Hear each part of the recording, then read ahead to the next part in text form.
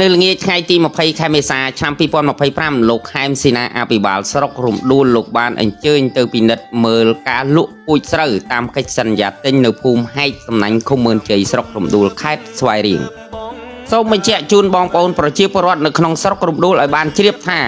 ពូជស្រូវប្រភេទ ER ដំណើបថ្មីអាយុ100ថ្ងៃនេះនឹងជីកសិកម្មលក់បណ្ដាក់ជូនកសិករយើង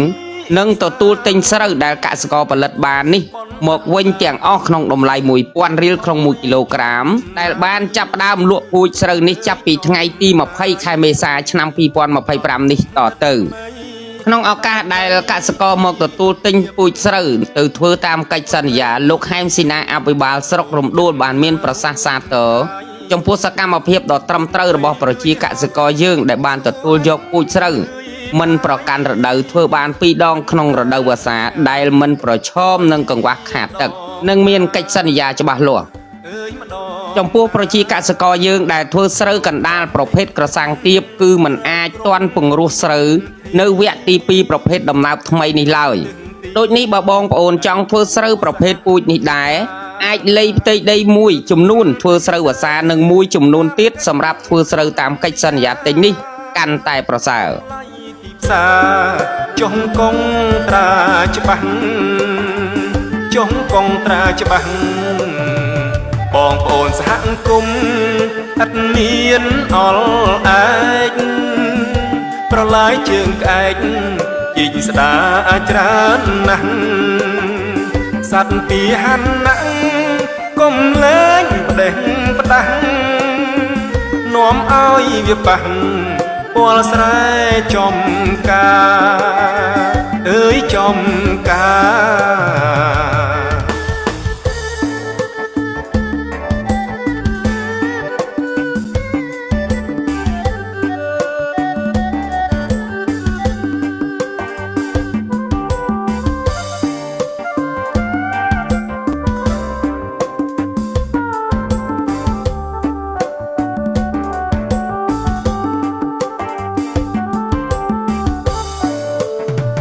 លោកខំរិះគិតរកគ្រប់វិធីពីគ្រប់ទិសទីដៃគូសហការទទួលទិញស្រូវតាមកិច្ចសន្យាតម្លៃទីផ្សារចុងកងត្រាច្បាស់ចុងកងត្រាច្បាស់